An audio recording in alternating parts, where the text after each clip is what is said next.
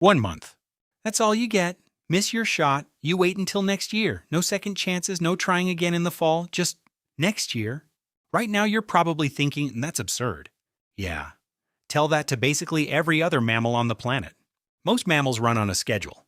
There's a specific window when a female can get pregnant. A signal goes out. Males respond. The window closes. That's it.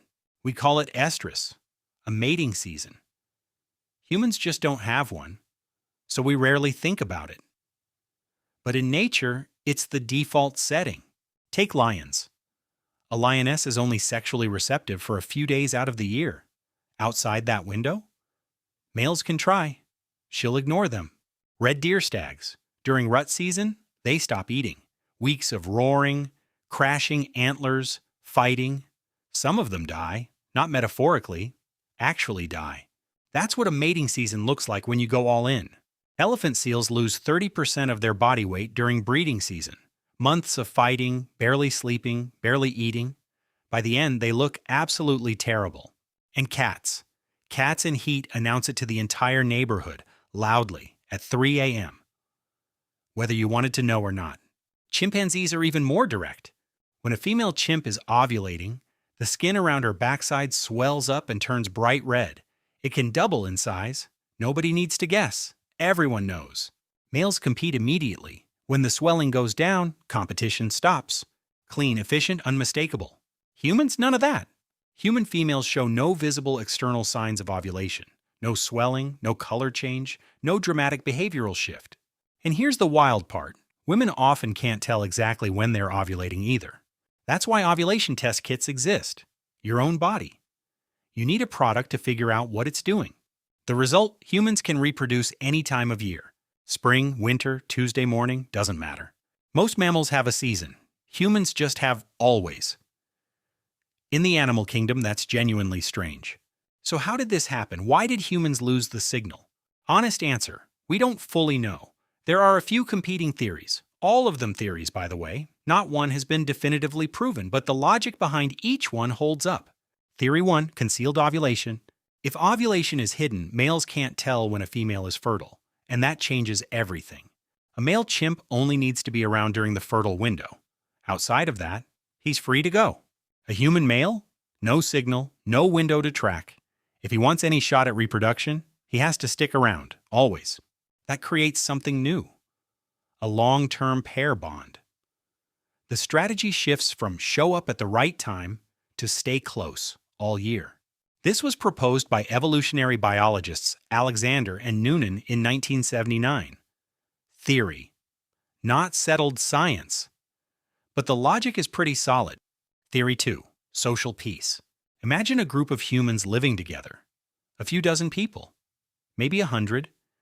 Now imagine one woman sends out a clear fertility signal. Every male in the group reacts at once. Competition spikes. Aggression spikes. Fights break out. This is exactly what happens in species with visible estrus. During mating season, male injury rates go up, death rates go up. For a species that needs to cooperate, hunt together, raise children together, build things together, that kind of periodic explosion is a serious problem. If the signal disappears, competition spreads across the year. No single flashpoint, lower intensity. The group stays functional.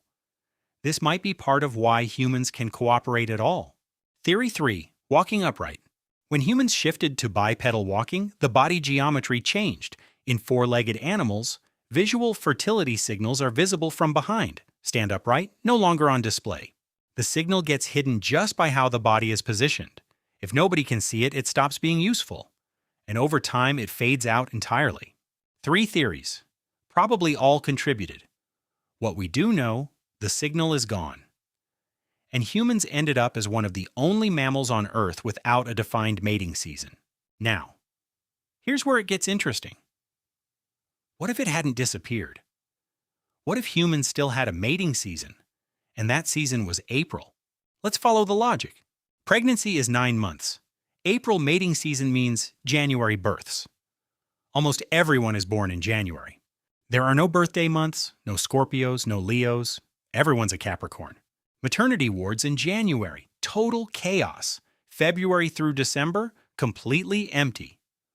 Obstetricians burn out every single January, then spend 11 months recovering.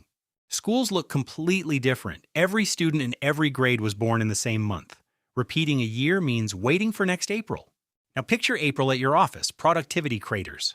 Meetings get scheduled, nobody's paying attention, presentations happen, nobody cares. It's the mental energy of the week before a major holiday, stretched across an entire month. Companies would officially declare April off-season. Nothing meaningful gets done anyway. The economy restructures around 1 month.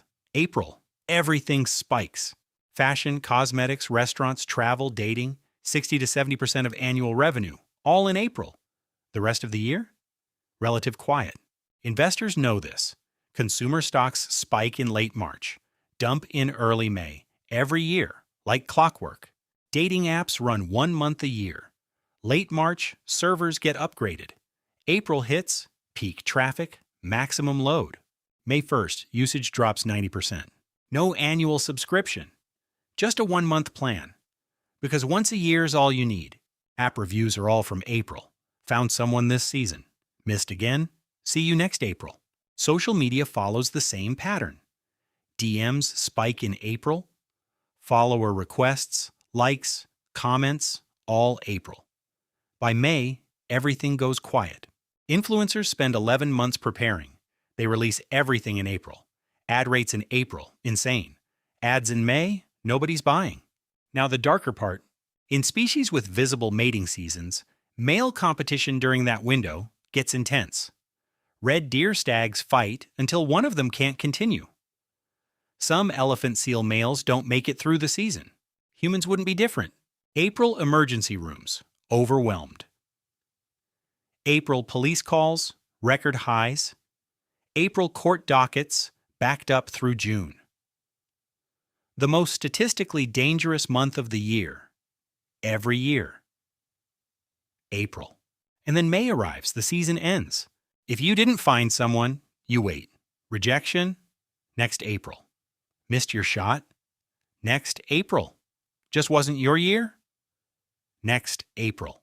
11 months of knowing exactly how long you have to wait. That's a rough structure for anyone's mental health. One more thing worth noting. In species with defined mating seasons, high-status males tend to monopolize reproductive access. If that dynamic applied to humans, social status, resources, physical advantage, all of it would converge in one brutal month, every year, all at once, no spreading it out. The gap between those who succeed and those who don't would be more visible, more concentrated, and more final than it is today. So, the disappearance of the mating season probably wasn't random. Concealed ovulation meant males had to stay close, year-round. That created pair bonds. Pair bonds created families. Families created cooperative groups. Cooperative groups built civilizations. A species that can reproduce any time of year turned out to be a species that could work together all year. That's not a coincidence. Being able to fall in love in any month, any week, any day feels obvious. It isn't. For most animals, love has a season. For humans, the fact that it doesn't, that might be one of the strangest and most consequential things that ever happened to our species.